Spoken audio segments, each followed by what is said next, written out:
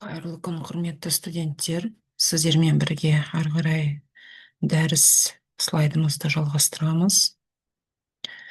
Өткен сабақтарда біз сіздермен кодтау әдістерін, одан кейін шифрлау, мәтінді кодтау тақырыптарына тоқталған болатынбыз. Енді бүгін біз сіздермен бірге ары қарай осы тақырыптың жалғасын жалғастыратын боламыз. Бүгінгі тақырыбымыз хабарламаның түрлері. Алдыңғы тақырыпта біз сіздермен үздіксіз сигналдардың дискретті сигналдарға түрлендіру жолдарын қарастырдық. Ол жерде біз дискретизация және кванттау бөлімдерімен таныстық. Енді бүгін сіздермен біз ары қарай осы дәрісімізді жалғастырамыз. Бүгін хабарламаның түрлеріне тоқталамыз. Хабарламаның түрлері бұл бізде уақыт функциясы болып табылады. Функцияның түрі бойынша бұл хабарламалар бірнеше топқа бөлінеді. Солардың бірінші тобы бұл жиынтық және уақыт бойынша үздіксіз, немесе жай үздіксіз деп айтуымызға болады. Бұл хабарламалардың мысалын мен сіздерге бірінші суретте қарастырдым. Хабарлама түрлері. Бірінші суретте бізде жиын мен уақыт бойынша үздіксіз. Бұл бізде А сурет көрсетілген. Б суретте жиын мен уақыт бойынша дискретті. Графиктен көріп тұрғандарыңыздай, бұл бізде дискретті уақыт бойынша көрсетілген график. Үшінші уақыт бойынша үздіксіз және жиын бойынша дискретті. Бұл жерде біз нүкте арқылы белгілейміз. Және де соңғысы үздіксіз және уақыт бойынша дискретті болып бөлінеді. Мысалы, жиынтық және уақыт бойынша дискретті дегеніміз, бұл жиынтық пен уақыты бойынша дискретті хабарламаның мысалы. Бұндай функция уақыт нүктелерінде, мысалы Т1, Т2, Т-ге дейін тек белгілі бір мәндерді ғана қабылдай алады. Үшінші түрі уақыт бойынша үздіксіз және жиынтық бойынша дискретті. Бұл функцияның алдын ала анықталған мәндерін қабылдай алады және оларды кез келген уақытта өзгерте алады. Төртінші түрі жиынтық бойынша үздіксіз және уақыты бойынша дискретті. Бұл функцияның өзінің мәнін, мысалы Т1, Т2-ден Т-ге дейін белгілі бір уақыт моменттерінде өзгерте алады және кез келген мәнді қабылдай алады. Бұл бізде хабарлама түрлерінің берілген графикалық түрде берілген бейнелері. Одан кейін бізде деңгейлік кванттау деген ұғым бар. Бұл деңгейлік кванттау ұғымы дегеніміз жаңағы үздіксіз функцияны оның жеке мәндерінің бір-бірімен соңғы интервалға ауысу процесін айтады. Бұл кванттау кезінде функцияның кездейсоқ уақыттағы мәні мен оның кванттау деңгейі аралығындағы мәнді ауыстырылады. Екі дискретті шамалардың арасындағы аралық кванттау қадамы деп аталады. Біркелкі кванттау кезінде кванттау қадамы тұрақты болып қалады. Біркелкі емес кезде кванттау қадамы өзгеріп отырады. Функцияның деңгейі бойынша біркелкі кванттау процесі келесі екінші суретте көрсетілген. Бұл жерде біз хабарламаны деңгей бойынша кванттаймыз.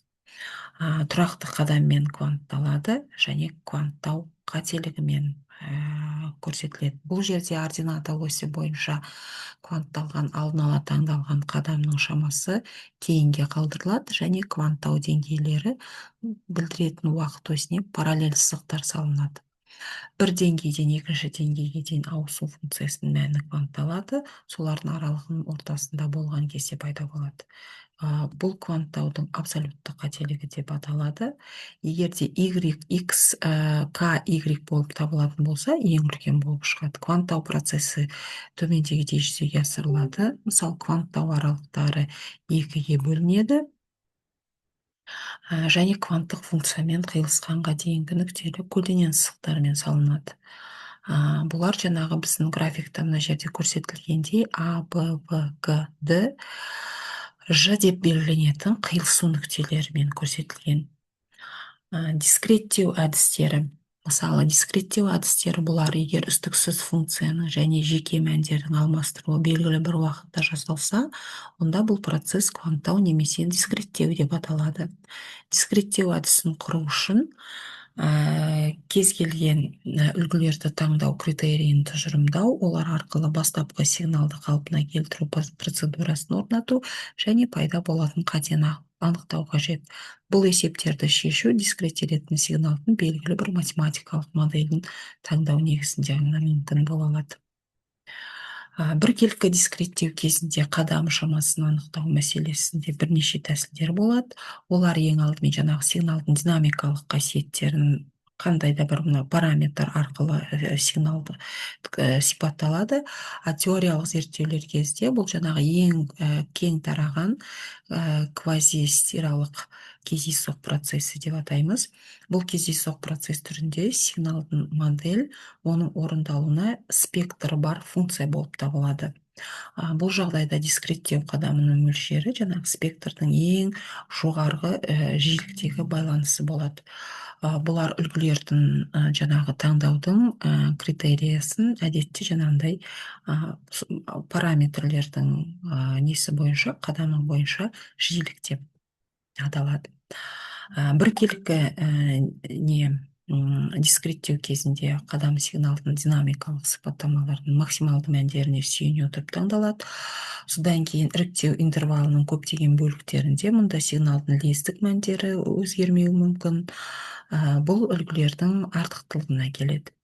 Есептеулердегі жаңағы артықшылықтары тиімді жою бейімделгіш біркелкі емес дискреттеу әдістерін қамтамасыз етеді.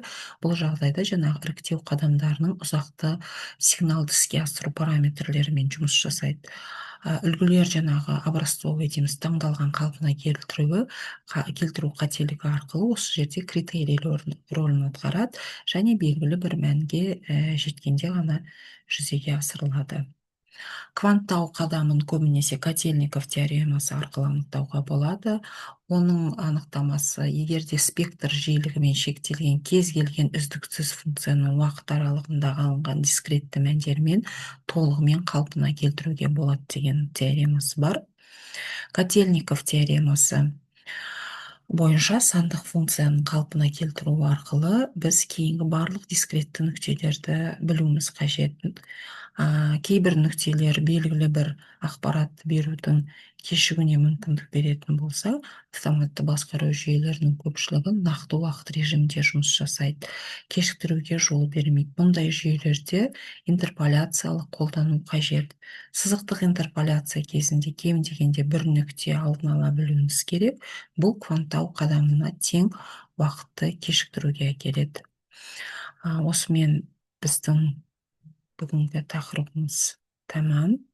Хабарламаның түрлері осымен аяқталды. Жалпы біздің осы алдындағы сабақта бастаған тақырыбымыз хабарламаларды дискретті арна арқылы бөгелусіз жіберу кезіндегі ақпаратты кодтау жалпы бөлімі осы бүгінгі дәріспен тәмам.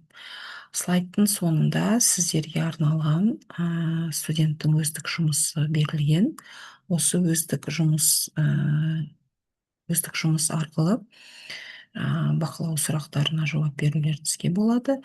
Одан кейін өзін-өзі бақылауға арналған сұрақтар берілген. Осы сұрақтар арқылы зертханалық жұмысты қорғауларыңызға болады. Және де слайдтың соңында сіздерге ұсынылған әдебиеттердің тізімі көрсетілген. Қосымша ақпарат ретінде осы әдебиеттерді алып, қосымша деректермен танысуларыңызға болады. Сонымен бүгінгі біздің дәрісіміз осымен тәмам. Келесі тақырыбымыз жаңа тақырып болады. Оны сіздермен бірге келесі дәрісімізде танысатын боламыз. Назар қойып тыңдағандарыңызға рахмет. Келесі дәріске дейін қош сау болыңыздар.